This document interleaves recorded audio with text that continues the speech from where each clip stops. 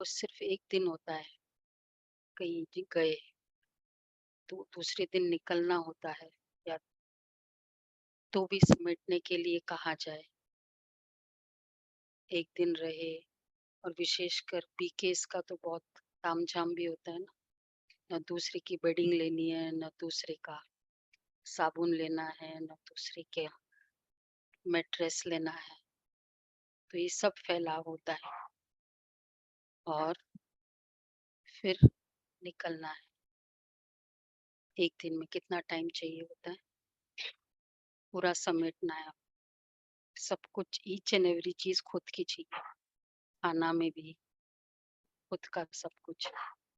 कितना टाइम लगता है, 1 घंटा भी कम पड़ता है, तो भी कुछ रह जाता है। और जब 2 साल का कुछ समेटना है, हम रेंट पे रहे, 7 साल का समेटना है, कितना टाइम चाहिए। घर शिफ्ट करना है, कहते 3 महीने लग जाएंगे शिफ्टिंग। आत्मा 84 जन्म का पूरा समेट कर ऊपर जाएगी, कितने दिन चाहिए। और वो उसमें बिल्कुल भी नोटिस नहीं मिलेगी, कितना रेडीनेस चाहिए। इसलिए वो डर रहता है हर आत्मा को। लास्ट का फियर क्यों है? क्योंकि ये आदत ही नहीं है समझने की। सो हर कोई फियर में ही रहता है ऑलवेज, क्योंकि पता है सच्चाई तो यही है ना, कभी भी जाएगा। तो आज बाबा याद दिला रहे हैं, 16/3। मीठे बच्चे, बाबा आया है तुम बच्चों की महफिल में। अभी तुम ज्ञान अमृत की महफिल मना रहे हो। तुम्हारी महफिल अब पूरी हुई, वापस घर जाना है। अच्छा, प्रश्न है, अनेक प्रकार के तूफानों में याद को सहज बनाने की विधि क्या है? अनेक प्रकार के तूफान है सबके जीवन में, है ना, सबके जीवन में। तो ऐसे तूफानों में याद को सहज बनाने का विधि क्या है? अगर एक दो भी है तूफान, तो एक भी काफी है। कोई भी संकल्प इश्यू मुझे बहुत हिट कर रहा है, वो मेरे लिए तूफान। संकल्प जो हिट करे, परिस्थिति नहीं, तो मेरे लिए वो तूफान है। इसको नीचे है, लोएस्ट में कर रहा है।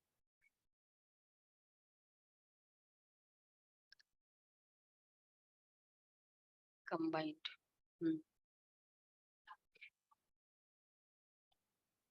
स्मृति, जाने की स्मृति। और शरीर, बाबा यही कह रहे हैं, बीच बीच में ये अशरीरी का पाठ करो। फास्ट वो नहीं, वो जो उनको ब्रेक लगाना सिखाते हैं, खाली रोड में फास्ट चलाते स्टॉप कराओ। ड्राइविंग की ट्रेनिंग होती है ना, इसी तरह। तो बीच बीच में अशरीरी का अभ्यास कराने की प्रैक्टिस। शरीर निर्वाह करते 5-10 मिनट भी बुद्धि को शिव बाबा में लगाने की कोशिश करो। इस शरीर को भुलाते जाओ, मैं अशरीरी आत्मा हूँ, पाठ बजाने के लिए शरीर में आई। अब फिर अशरीरी बन घर जाना है। ऐसे ऐसे अपने साथ बातें करो। कब? तूफान के समय। ये अभी जाएंगे ना रास्ते में, प्रैक्टिस करो।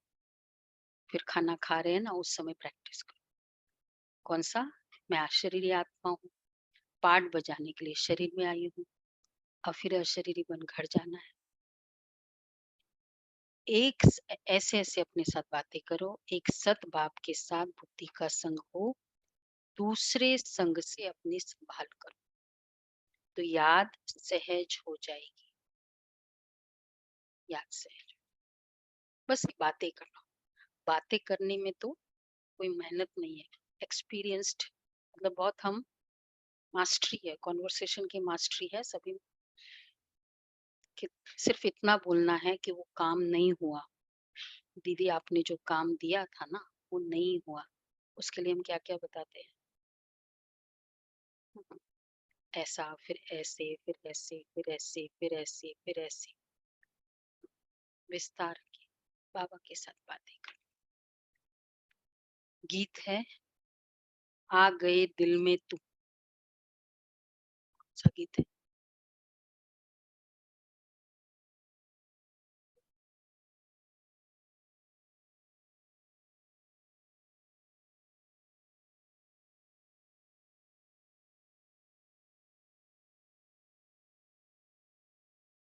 प्रेम भाई ज्ञान यहाँ गीत सुना रहे हैं। हुँ, फूल खिलने के।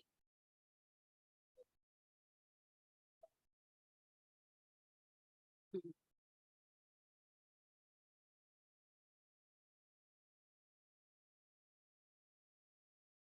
एक्यूरेट। इतना हिट नहीं सॉन्ग है। हुँ, अभी कहाँ जाओगे? मतलब बाबा भी चुन-चुन के वो गीत यूज़। हाँ, अनकॉमन है। हाँ, ओम शांति। बच्चों ने गीत सुना ऑनलाइन में, फिर सुनाना, कल सुना देंगे। नहीं सुना ना आपने? बड़ा अच्छा है। और अर्थ भी बच्चों ने दिल में समझा होगा। मेरे नज़रों से बच कहाँ जाओगे? अर्थ भी समझा होगा। फिर भी बाप समझाते हैं, क्योंकि बाप अभी इस महफ़िल में आए हुए हैं। महफ़िल तुम्हारी भी है, सारी दुनिया की भी है। भगवान कहते मैं आता हूँ भक्तों की महफ़िल में, तो सब भक्त ठहरे। उनमें भी फिर ख़ास उन भक्तों की महफ़िल में आता हूँ, ये इस दुनिया वाली महफ़िल में आता हूँ। उनमें भी ख़ास उन भक्तों की महफ़िल में आता हूँ, जो भक्त मुझ परमपिता परमात्मा से वर्षा लेने के लिए आए हुए हैं। जिन आत्माओं की बुद्धि में परमपिता परमात्मा की याद है, उन्हों की महफ़िल में हाज़िर हूँ। महफ़िल में अगर महफ़िल कहा, क्या-क्या होता है? क्षमा, मतलब नॉर्मल भी हम कहते हैं महफ़िल लगी हुई है तुम्हारी तो, क्या हो रहा होता है? हमारी सब महफ़िल लगी हुई होती है तो क्या होता है? क्या हो रहा होता है? अरे 4-5 फैमिली मेंबर्स रात को मिल जाए, बातें बातें बातें होती है, खाना-पीना खाना होता है। पीना। महफ़िल में कुछ खिलाया-पिलाया जाता है, इसी को महफ़िल कहते हैं। बाप कहते हैं, तुम बच्चों को ज्ञान अमृत की महफ़िल करा रहा हूँ, खिला रहे ना? खिला रहे हैं या पिला रहे हैं अभी बाबा? ज्ञान भोजन है, ज्ञान शरबत है।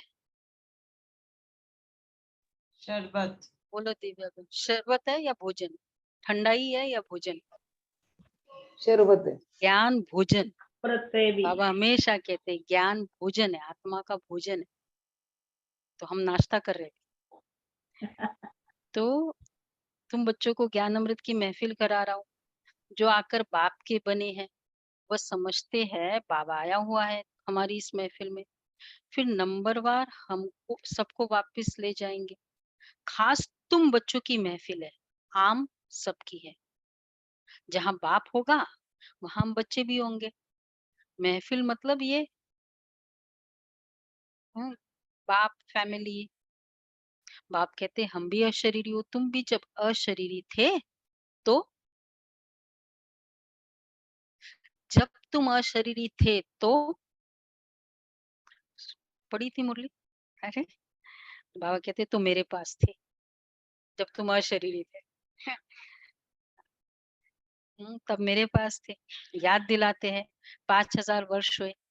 लॉन्ग लॉन्ग एगो कहते हैं ना, 5000 वर्ष से बड़ी मुसाफिरी होती नहीं है। जर्नी, कोई मैक्सिमम वास्को दी गामा ने कितना किया जर्नी? कितना था? शुरू में किया जब तक ये सब कंट्रीज़ अ, डिस्कवर हुई थी तब तक ही किया। मतलब जितनी उसकी शरीर की आयु में ताकत थी उतनी की होगी ना, मैक्सिमम चलो 2, 10, 20, 30 साल। ऑलवेज थोड़ी की। और हमारी बाबा कहते हैं हमारे से बड़ी 5000 वर्ष से बड़ी मुसाफरी होती ही नहीं है। भारतवासी बच्चे ये भूल गए कि शिव भगवान कब आए थे, उनकी जयंती मनाते रहते हैं। कहते आए थे जरूर, लॉन्ग लॉन्ग एगो। कब आए थे कोई को पता ही नहीं। अच्छा, कोई कहेंगे लाखों वर्ष हुए, कोई क्या कहेंगे। एक्यूरेट तो कोई को पता ही नहीं है। ये तो बाप ही बता सकते हैं। कहते बच्चे 5000 वर्ष पहले भी हम तुम बच्चों के पास इस महफिल में आया था। दुनिया में शिव जयंती तो मनाते हैं ना। उसी दिन उनसे जाकर पूछो। क्या पूछो? बताओ, इनको कितने वर्ष हुए शिव जयंती मनाते हो, शिवरात्रि? इनको आए कितने वर्ष हुए? जन्माष्टमी का पता होता है, श्री कृष्ण जन्म इतने, द्वापर युग में, जो भी उनको पता है। जो भी जन्माष्टमी, जैसे रामनवमी में बताते, पता है त्रेता में आए थे। शिव जयंती का पद पूछो। हम्म, पूछे ही नहीं, पूछना चाहिए। क्या किया फिर एग्जीबिशन?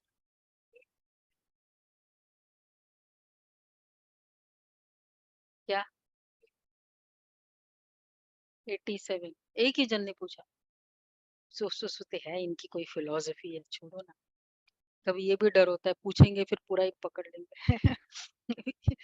तो बाबा कहते हैं एक्यूरेट तो कोई को पता ही नहीं है, ये तो बाप ही बता सकते हैं। तो पूछो, हम इसलिए हमको लिखना चाहिए शिव जयंती, शिवरात्रि भी नहीं। क्यों? अच्छा, गांधी की जयंती मनाएंगे तो झट बता देंगे ना, इतने वर्ष हुए, 126 या ऐसे बताते हैं ना, गांधी जयंती बोलते हैं ना। तो हम इसलिए लिखते 87th शिव जयंती महोत्सव। शिवरात्रि हम कभी नहीं लिखते, शिव जयंती लिखते। तो जयंती का मतलब ही आया था। तो गांधी की जयंती मनाएंगे तो झट बता देंगे कितने वर्ष हुए। शिव का कोई बता ही नहीं सकते। परंतु तुम बच्चे जानते हो शिव को तो बहुत समय हुआ जबकि आया था। वो तो कुछ भी जानते नहीं है। कहते जन्म मरण रहित है, नाम रूप से न्यारा है। अरे नाम रूप से न्यारा है तो फिर क्या? मतलब दूसरा क्वेश्चन हो गया। तो किसकी जयंती मनाते हो? नाम भी नहीं, रूप भी नहीं। कौन आया, कौन गया, फिर क्या हुआ? तो नाम रूप से न्यारा कोई हो नहीं सकता। जरूर भारत में ही आया था, तब तो जयंती मनाते हो ना। फिर नाम रूप से न्यारा कैसे कहते हो? याद करते हो, परंतु वो कब आया था? जरूर भक्ति का समय जब पूरा होगा तब भगवान को घर बैठ आना पड़े। देखो जितने भी देवी देवताएं हैं, उनके जो भी ये विशेष उत्सव होते, जन्मोत्सव नहीं होता है, रामनवमी या तो अ, और रावण का मरण दिन वाला होता है। ये शिव शिव के लिए जो कहते हैं, शिवरात्रि का शादी हुई या रा- विवाह उत्सव वाला कभी नहीं होता है। जो उत्सव बहुत धूमधाम से मनाया था वो जन्मोत्सव ही जनरली होता है। किसका था कि विवाह उत्सव बहुत धूमधाम से मनाया था ऐसा यादगार? चलो उनके लाइफ टाइम में बताया है लीलाओं में कि जैसे हुआ विवाह। तो शिव के लिए क्यों ऐसे शादी का दिन मनाते? शिवरात्रि जो पीछे स्टोरी है, शादी का दिन ऐसे कैसे हो सकता? हाँ फिर ये है ना, ये वाला है ना। पर वो आया था ना, तो जन्मोत्सव होता है। तो शिवरात्रि भी किसी जन्म से कनेक्टेड हो। हाँ वो तो है, लेकिन वो मेन तो एक, हाँ महाशिवरात्रि वाला ना, तो एक ही होता। फिर नाम रूप से न्यारा कैसे कहते हो? तो जरूर भक्ति का समय जब पूरा होगा तब भगवान को घर बैठे आना पड़े। भगवान किस रूप में आते ये कोई भी नहीं जानते। बड़ी चतुराई से कोई से पूछना है ये वाली बात। ये अगर उत्सव मनाते हैं, जयंती मनाते तो कभी तो आया होगा ना। फिर समझाना है भगवान तो है निराकार। तुम उनकी पूजा करते हो, कहते हो हे परमात्मा, हे भगवान।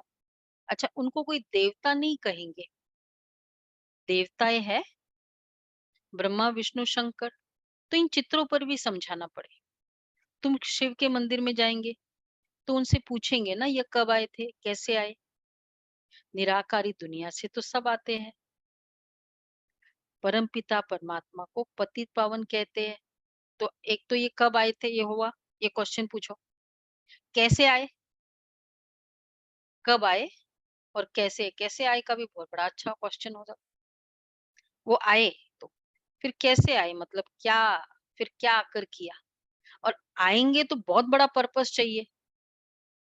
कोई भी अवतार मतलब ही रावण को मारने के लिए, पता है ना कितनी स्टोरीज है। राम का जन्म, श्री राम जी के जन्म के भी जो बताते हैं कि इसलिए उनको आना पड़ा, इसलिए उसको आना पड़ा। एक कंस ऐसे था कि इतना पाप कर लिया, इसके लिए उसको आना पड़ा। तो शिव जयंती आए मतलब कितना बड़ा पर्पस होगा उसका। पर शिव की कोई स्टोरी में ऐसे पर्पस नहीं बताया जाता।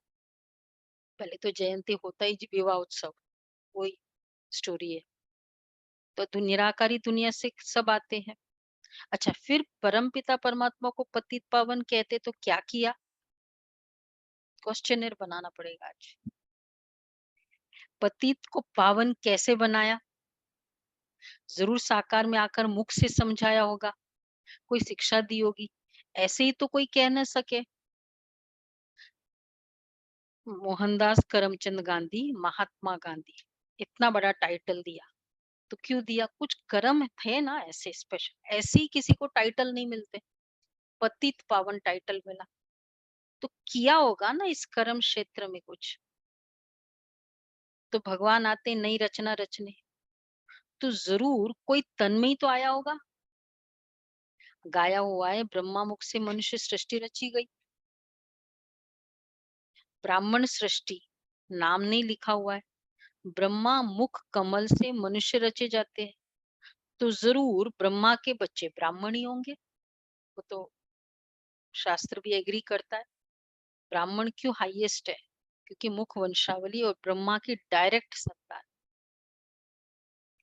तो प्रजापिता ब्रह्मा ने तो जरूर, अच्छा, ब्राह्मण और ब्राह्मणिया रचे होंगे, ओनली ब्राह्मण रचे होंगे क्या। कितनी डिटेलिंग बाबा बोल रहे हैं। समझ में आ रहा है सब। हाँ, सिर्फ मेल रचे तो वृद्धि कैसे हो, सिर्फ फीमेल्स रचे तो भी वृद्धि कैसे होगी। इसलिए दोनों ही है, ब्रह्मा कुमार और कुमारिया। नहीं तो उसका मतलब कोई शादी की बात नहीं है आपस की। नहीं तो ब्राह्मण संप्रदाय कैसे बने, संप्रदाय बनाना है ना। तो ब्राह्मण ब्राह्मणिया है। अब बाकी भी फिर बाद में उनसे जो पैदा होते हैं, इसमें कैसे पैदा होते हैं, ये सब मुख वंशावली की क्रिएशन। तो ब्राह्मण भी जो रचते हैं दूसरे ब्राह्मण को, वो भी मुख वंशावली रचते। तो परमपिता परमात्मा रचता बेशक है, ब्रह्मा द्वारा मनुष्य सृष्टि रची जाती है, तो जरूर ब्रह्मा तन में आना पड़ता होगा। नहीं, कितना वैसे बिट्स एंड पीसेस में ये बातें है कि ब्रह्मा की संतान ब्राह्मण, ब्रह्मा मुख वंशावली ब्राह्मण, पैदाइश ब्राह्मण की, और दूसरा ब्राह्मण का द्विज नाम बोलते हैं, दो जन्म होते हैं। और फिर परमात्मा भी रचता है, तो ऐसे पीसेस है। लेकिन अब ये रचता है तो ये क्या करते, दोनों रचना कैसे, रचता कैसे हो गए, ये सब जो बातें है उसको बाबा ने कनेक्ट किया। तो उससे फिर एक स्टोरी, एक क्लैरिटी हो गई।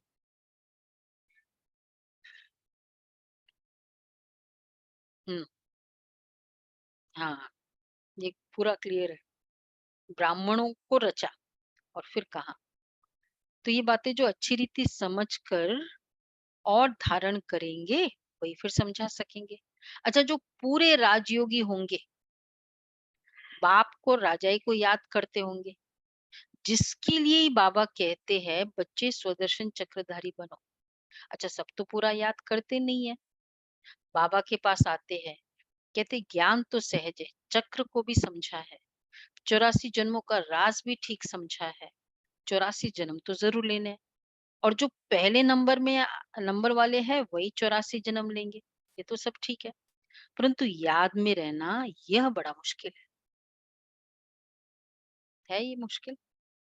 परिस्थिति के समय याद में रहना, एकदम मन पूरा खाली हो जाना, ये बड़ा मुश्किल है। तो एक्चुअली वही है, तो बुद्धि नाव, नाव पानी और नाव, नाव पानी में ही चलेगी, लेकिन नाव में पानी नहीं चलेगा। तो बुद्धि बातों में बुद्धि जाएगी, लेकिन बुद्धि में बातें नहीं होगी, तो फिर वो अच्छे से सेव हो सकती है। तो इसलिए तो क्या होता है तूफान, इसलिए परंतु याद में रहना यह बड़ा मुश्किल। योग में अनेक प्रकार के तूफान आते हैं, उनको कैसे वश करें, उसका उपाय क्या है? अच्छा, कौन सा टाइम है जिसमें अच्छी रीति याद कर सके? तो बाबा ने समझाया है, यूं तो चलते फिरते उठते बैठते याद करो। अभी तुम यहाँ बैठे हो, अच्छा हम तुमसे पूछते हैं, अभी तुम यहाँ बैठे हो, ठीक है, भाइयों को पूछ रहे बाबा, हम तुमसे पूछते रहे श्री को याद करते हो? भाइयों को पूछ रहे हैं? नहीं।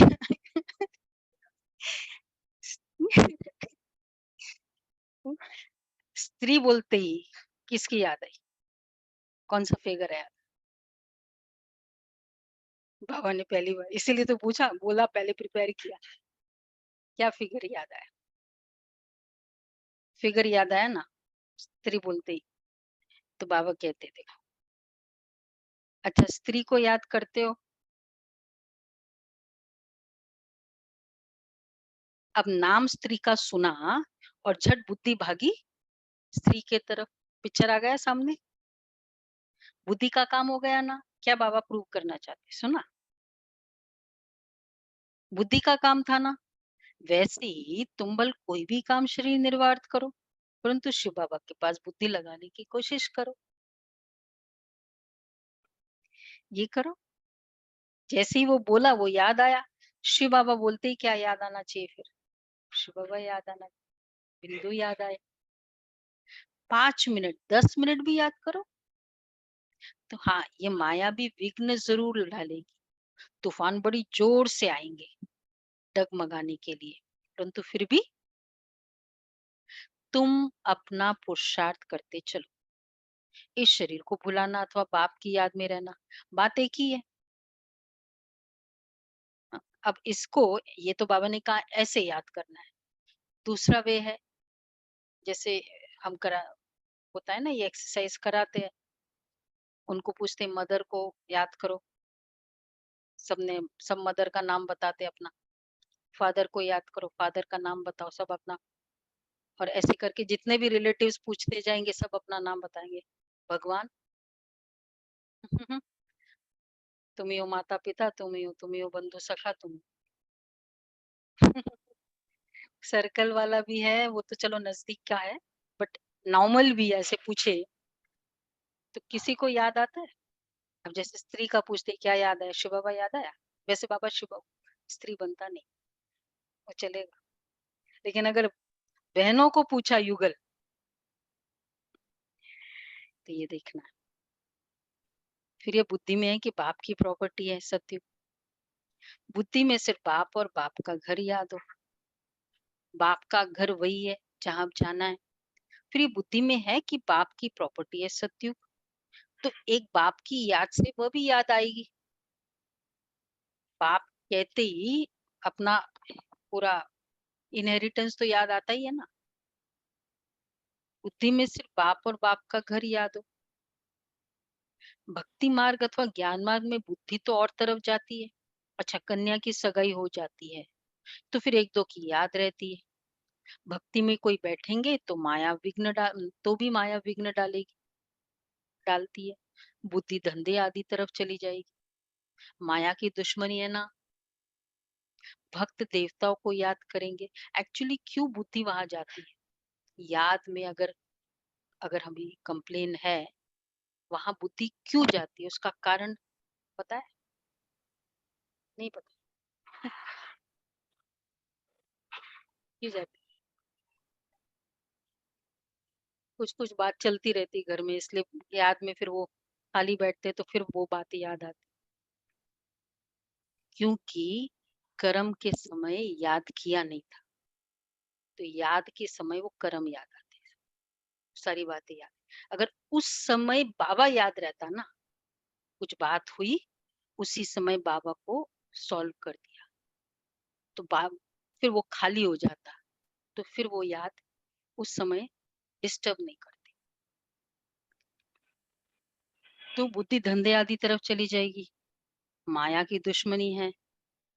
भक्त देवताओं को याद करेंगे तो भी बुद्धि और तरफ भाग जाएगी।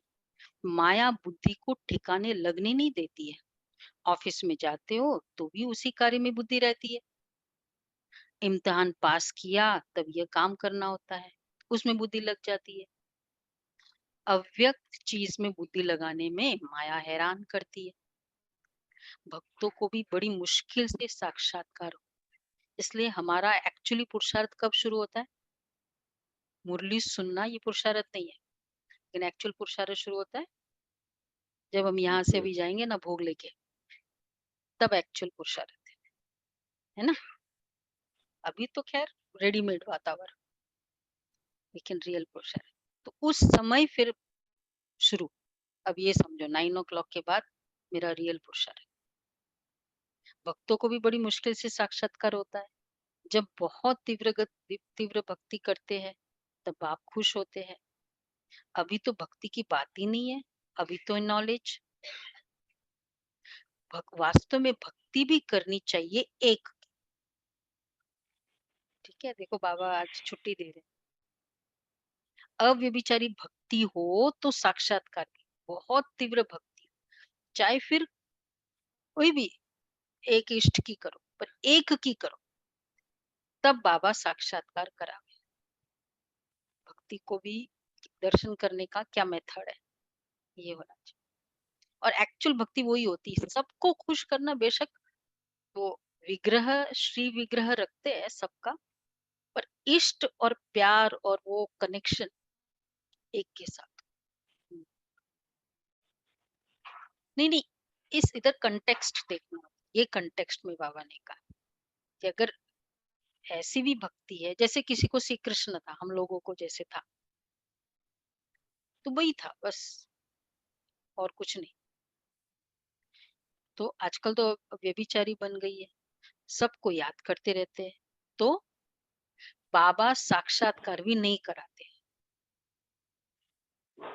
समझा? साक्षात्कार भी कब हो? जब एक की एक में पूरा निश्चय हो तो बाबा साक्षात्कार भी कराए। तो बाप समझाते मुझे एक को याद करो, मुख से कुछ भी कहना नहीं है। तुम स्त्री को याद करते हो तो कुछ मुख से कहना पड़ता है क्या? अभी बोला, याद आई, कुछ कहना थोड़ी पड़ता है। अर्थात जहाँ संबंध होता है ना, कनेक्शन होता है ना, वहां शब्दों की जरूरत ही नहीं होती याद के लिए। कमेंट्री की जरूरत होती है स्त्री को याद कर।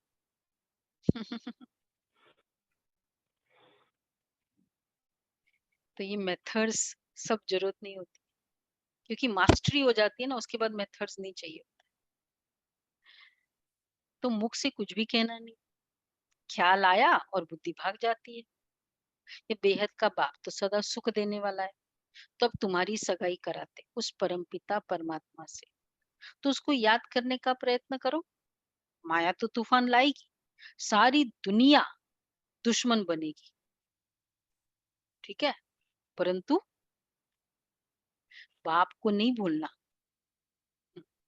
ये भी हालत हो जाएगी, ये भी अगेंस्ट में, वो भी अगेंस्ट में, फाइनेंशियल लॉस भी हो रहा है, शरीर का पेपर भी आ रहा है, फिर भी बाप को नहीं भूलना। ऐसे पास किए किसी ने पेपर? किए ना? हाँ, ऐसे। पर बाप को नहीं छोड़ा, वो नहीं छोड़ा। जितना बाप को याद करेंगे उतना विक्रम विनाश होंगे। ऐसे तो बहुत मनुष्य है होते हैं जो सारा दिन भगवान का नाम भी नहीं लेते, बहुत खराब संग होता है। इसलिए गाया जाता है, संग तारे कुसंग बुरे। सत परमपिता परमात्मा का संग ही पतित से पावन बनाएगा। अभी तो सारी दुनिया पतित है, उनको संग चाहिए पतित पावन का, तो जरूर उनको यहाँ साकार में आना पड़े ना। पतित पावन बुलाया तो पतितों को पावन बनाया, तो उसको साकार में आना पड़ेगा ना, आकर कुछ करना पड़ेगा ना, क्योंकि लॉ है। ये कर्म क्षेत्र है ना, इस वर्ल्ड को क्या बोलते हैं, ये कर्म किए बिगर कोई किसकी महिमा नहीं करेगा, न किसी को टाइटल मिलेगा। तो अगर किसी को टाइटल मिला है तो जरूर किया है, नहीं तो क्यों मिलेगा। सत है ही एक, सत की महफिल में तुम बैठे हो। जानते हो हम आत्माओं का संग परम पिता परमात्मा के साथ है। बाप कहते मेरी याद से तुम्हारे विक्रम विनाश होंगे। अच्छा अच्छा संग होगा तो मुरली सुनेंगे, बुद्धि योग एक बाप के साथ लगा रहेगा, तो ऐसा संग तारेगा, अर्थात पावन बनाएगा। तारना, देखो कुछ कुछ वर्ड बड़े कॉमनली यूज करते हैं। भगवान तार भव सागर से मुझे तार तार दो, भगवान तार दो, या पार लगाओ। अब क्या पार लगाना है, क्या चीज से क्या पार लगाना है, पार लगाओ। नाव हो तो चलो कहने में आता है, अब ऐसे कह दिया मेरा पार लगा भव सागर से, भव सागर नहीं। तारना का मतलब क्या हुआ, अभी क्या बोला बाबा ने, तारना। तारना मतलब अभी अभी जो बोला,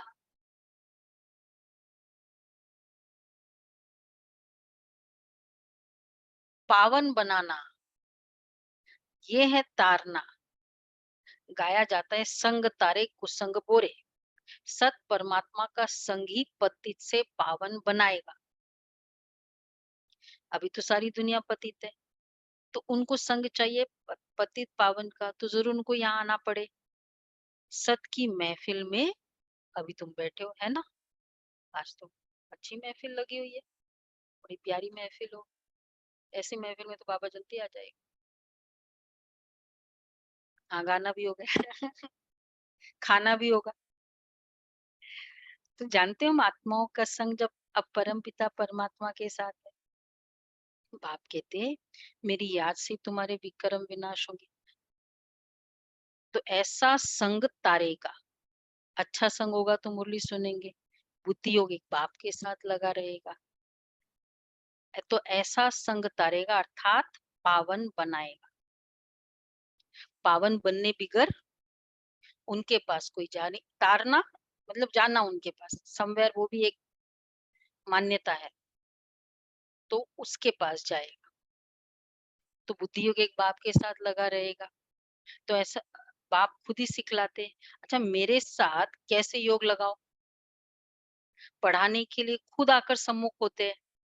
बुद्धि का योग और संग तोड़ एक संग जोड़ना है, तब विक्रम विनाश हो, और कोई उपाय है ही नहीं। पावन दुनिया है स्वर्ग, वहां के सुख अपार है। ऐसे नहीं वहां भी दुख है, दैत्य है, वहां तो दुख का नाम निशान ही नहीं रहता। स्वर्ग और दुख वैसे मतलब एक मान्यता ही है, ये तो स्वर्ग में रह रहा है। कोई शांति भी है ना, सुख शांति, तुम्हारे घर में तो स्वर्ग है। स्वर्ग मतलब ही तो ये स्वर्ग और दुख, लड़ाई, ईर्ष्या, भागना, तो ऐसे भी ऐसे नहीं, वहां भी दुख है, दैत्य है, वहां तो दुख का नाम निशान ही नहीं रहता। सो भी 21 जन्मों के लिए बाप तो यहाँ आकर पढ़ाते हैं। भगवान उवाच, हम तुमको राजाओं का राजा बनाने सहज राजयोग सिखाते हैं। मनुष्य की बुद्धि में तो श्री कृष्ण का ही चित्र आ जाता है, तुम्हारी बुद्धि में है, जैसे ही सिखाने वाले की बात आती तुम्हारी बुद्धि में है कि हमको पढ़ाने वाला शिव बाबा है, जो ही ज्ञान का सागर है, वही तुम बच्चों को नॉलेज दे रहे हैं। यह है स्वदर्शन चक्रधारी, त्रिकालदर्शी बनना। क्यों क्या है, तुम हमको पढ़ाने वाला शिव बाबा है, ज्ञान का सागर है, वही तुम बच्चों को नॉलेज दे रहा है। ये फीलिंग में रहना, यह है स्वदर्शन चक्रधारी, त्रिकालदर्शी बनना। त्रिकालदर्शी माना तीनों कालों को जानना, सृष्टि के आदि मध्य अंत को और तीनों लोकों को जानना। त्रिकाल, तीन लोक, मूल वतन, सूक्ष्म वतन, स्थूल वतन को भी तुम जानते हो। तुम्हारे में भी नंबरवार पुरुषार्थ अनुसार जानते हैं। हाँ, बाकी इसमें तकलीफ कोई नहीं है। क्या है इसमें जानने में? कोई सस्पेंस वाला फिल्म सोचो तो डर भी लगता है। ये त्रिकालदर्शी हो के जानना अच्छा है कि नहीं, कि डर लगता है? मतलब बहुत जरूरी है ना, कि अब देखो कितना ब्यूटीफुल स्वर्ग आने वाला है ये वाला। तो बाकी इसमें कोई तकलीफ का है ही नहीं। शरीर निर्वाह भी करना है। ऐसे नहीं कहा जाता है कि कन्या को भी शरीर निर्वाह माथा मारना है। कन्या को पति के पास रहना है, शरीर निर्वाह पति को करना है। कन्या को भी अपने पैरों पर खड़ा रहना है। एक कहानी है ना, एक कन्या ने बाप को कहा मैं अपना नसीब खाती हूँ। कौन सी कहानी है? उसको निकाल देते हैं, ऐसे ही है ना। उसको सबको पूछा तुम क्या खाती हो, सब कहते जंगल जंगल में निकाल देते हैं उसको। हाँ हाँ। मोर मोर मोर ध्वज राजा, हम्म, उससे शादी कर देते हैं, क्योंकि वो कहती है कि तुम, मैं अपना नसीब का खाती हूँ। और फिर वो मोर ध्वज राजा, तो उसकी वो हो जाती गरीब, जिसकी राजा के साथ करी, क्योंकि उसने कहा मैं राजा का खाती हूँ। तो उसकी अच्छे से शादी की, वो हो जाती गरीब, वो होता है साहूकार।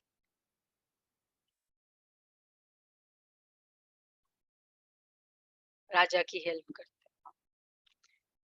तो बाबा कहते हैं, तो एक कन्या ने बाप को कहा मैं अपना नसीब खाती हूँ। तो हम लोग क्या कहेंगे बाबा को? तो वो प्योरली अपना नसीब खा रहे हैं। पहले नसीब बनाया था तो यहाँ कर बैठे हैं, ये मुरली सुन रहे हैं। और अब बाद में भी स्वर्ग में कौन क्या खाएंगे? अपना ही भाग्य का खाना है, किसी बाबा का कुछ नहीं मिलेगा। बाबा ने भी तब देना है जब अपना है। तो बाबा कहते हैं, तो जितना पढ़ेंगे श्रीमत पर चलेंगे तो 21 जन्म राज्य करेंगे। कन्याएं, बाबा कह रहे कन्याओं को, तुम कन्याएं भी अपना पुरुषार्थ कर रही हो। जितना पढ़ेंगे श्रीमत पर चलेंगे तो 21 जन्म राज्य करेंगे। कन्याओं का काम है पढ़ना और ससुर घर जाना। ये बाबा कहते हैं। तुमको भी, बाबा देखो, बाबा भी तो यहाँ वही करता है। तुमको भी विष्णुपुरी स्वर्ग में भेजा जाता है। ससुर घर है ना, सतयुग हमारा पियर घर है, ससुर घर है। पक्का? सुलभा बहन, दिव्या बहन, पियर घर है, ससुर घर है। पियर घर फिर क्या है? पियर घर, परम धाम, परम धाम, पियर घर का तो पता होना चाहिए। परम ये धाम। पेड़ परम धाम, संगम युग, पियर घर। हाँ, वही संगम युग पूरा।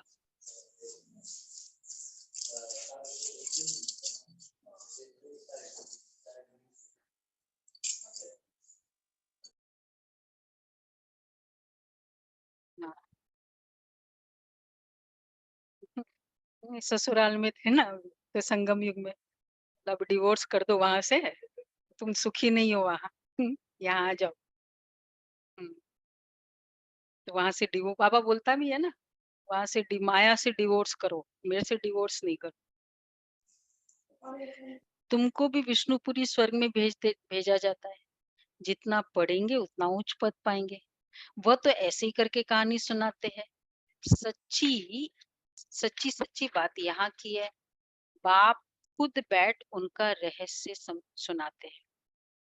तुम सब कन्याएं हो, अधर कन्या भी अपना जीवन बना रही है, तो बाप ऐसे कर्म सिखलाते हैं जो कभी दुखी व विधवा नहीं होना पड़ता, परंतु विरला ही कोई ऊंची तकदीर बनाते हैं। कोई तो बनाते बनाते फिर आश्चर्यवत भागंती हो, ऐसे बाप को भी फारकती दे देते, डाइवोर्स भी दे देते हैं, क्योंकि ये भागंती हो गए, मतलब डिवोर्स दे दिया, क्योंकि शिवा व बाप भी है और पति का पति भी है। ऐसे बाप को बच्चे फारगती दे देते हैं, तकदीर को लकीर लगा देते हैं। सजनी है तो भी डाइवोर्स देने से, वैसे पेरेंट और चाइल्ड में भी डाइवोर्स का है, लॉ है ना? सुषमा बहन को पता है? गुलाब भाई है, सूट करते डिवोर्स का भी है, मुझे पता नहीं इधर का लॉ है या कहीं का लॉ है, डिसोन कर दे, डिवोर्स का नहीं है, डिसोन होगा फिर।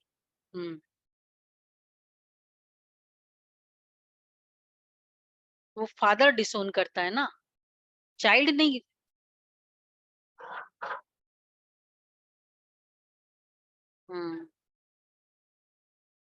डिसोन कर देते हैं कोई कोई, लेकिन कोई तो बाबा कहते हैं या फिर पारगति हम सजनिया है ना, तो यहाँ डिवोर्स का सिस्टम, क्योंकि बाबा तो डिसोन करेगा नहीं कभी, ये खुद ही डिवोर्स दे देते, फिर डिसोन का कोई जरूरत ही नहीं है। तो कोई तो आकर बाप का बनेंगे, कोई कोई फिर महामूर्ख भी बनेंगे। कौन?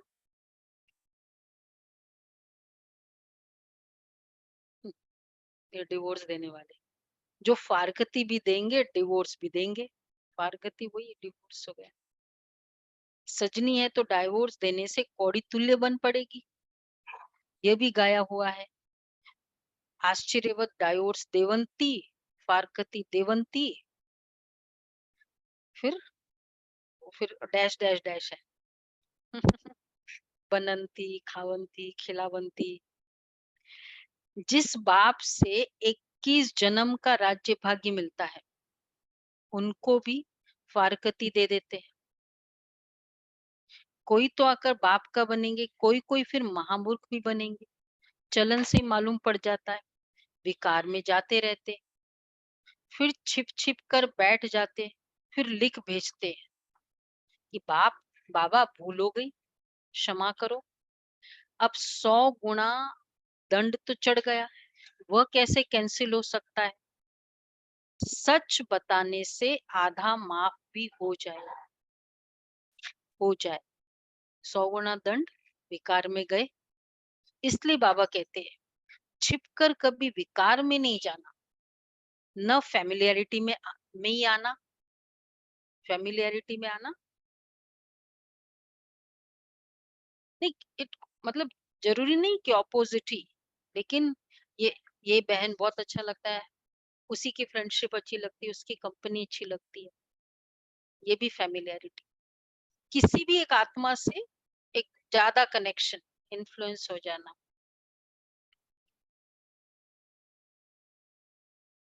वो भी है, वो तो बहुत जबरदस्त, तभी तो फिर दूसरों में फंसते हैं।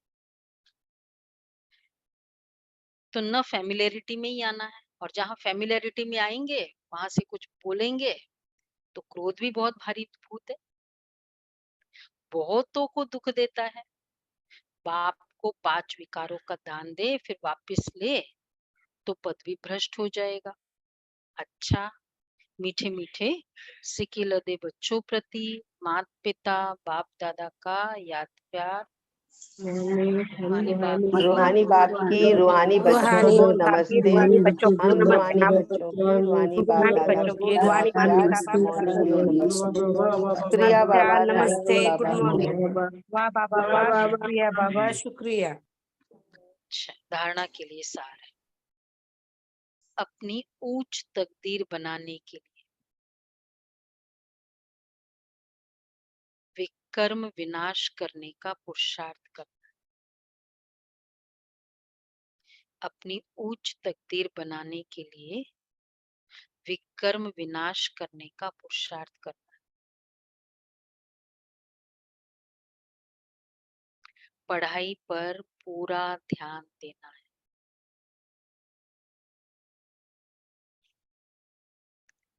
कुसंग से अपनी संभाल करनी है। पति पावन बाप के संग से स्वयं को पावन बनाना है। पति पावन बाप के संग से स्वयं को पावन बनाना है। अच्छा वरदान है, स्वदर्शन चक्रधारी बन, हर कर्म चरित्र के रूप में करने वाले, माया जीत सफलता मूर्त भव।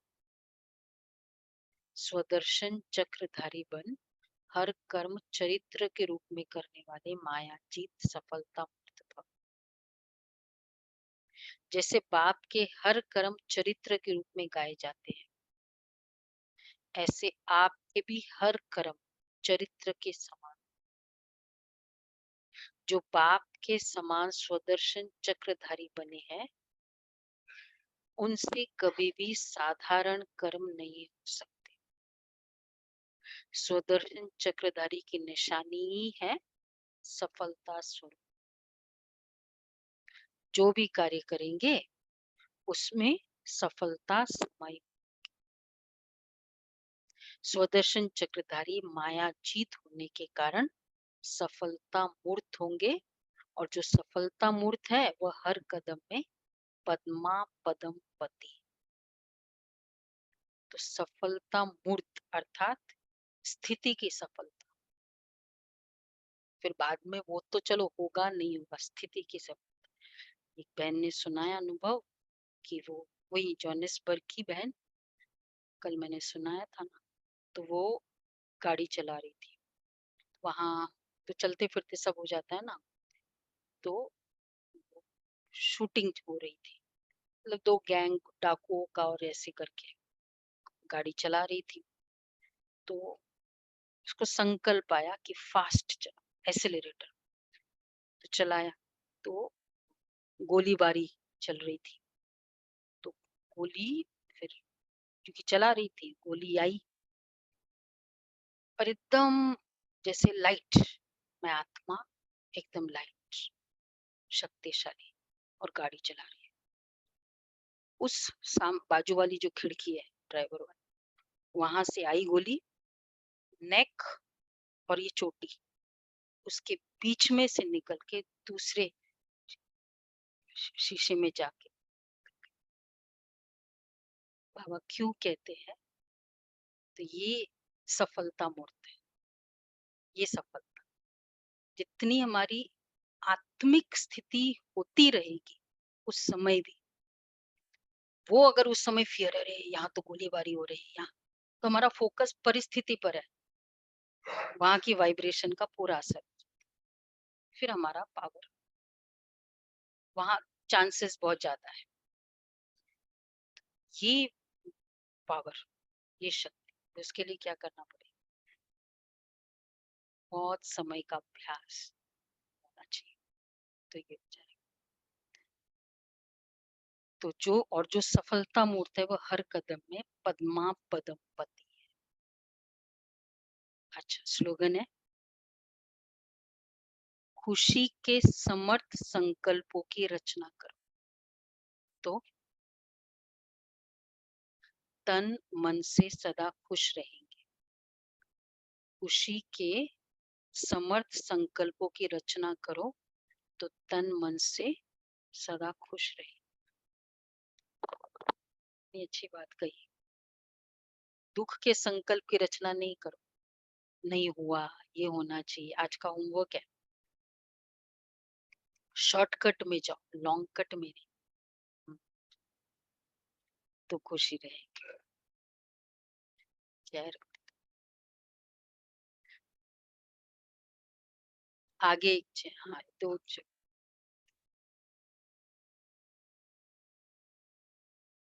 एक चेयर आगे करो। आज महफिल बाबा ने कहा है ना, तो इसलिए महफिल सबको टचिंग हो गई कि महफिल बाबा के टाइम पे प्रेजेंट हो जाने के कारण निराश व दिल शिकस्त नहीं, सदा मौज में मुस्कुराते पार करते। कोई भी शॉर्टकट होता है ना, फिर बोलते भी है यहाँ से जाओ, शॉर्टकट है। कौन नहीं चाहता है शॉर्टकट, क्यों बाय एयर लेते हैं? लंबा रास्ता में टाइम जाता जाता है। तो ये हुआ, उसने ऐसा किया, उसको ऐसा नहीं करना चाहिए था। ये अगर संकल्पों में अभी तक है, 1 सेकंड पहले तक की अभी की परिस्थिति का, अभी मतलब मेरा विस्तार चल रहा है। तो अभी इसी समय भी हम सोचे कि हो गया ना, नहीं हुआ ना, बहुत कुछ अच्छा था। नो ब्लेम, कुछ भी बातों का, अगर चाहे छोटी बात कहे, चाहे फिर बड़ी-बड़ी बातें भी होती हैं। कभी-कभी जीवन भर वो हम कोसते रहते हैं, उस किसी को, एक को, अंदर भी शब्दों में फिर आएगा। तो विस्तार है लंबा रास्ता। तो ये आज का बहुत अच्छा पुरुषार्थ है। शॉर्टकट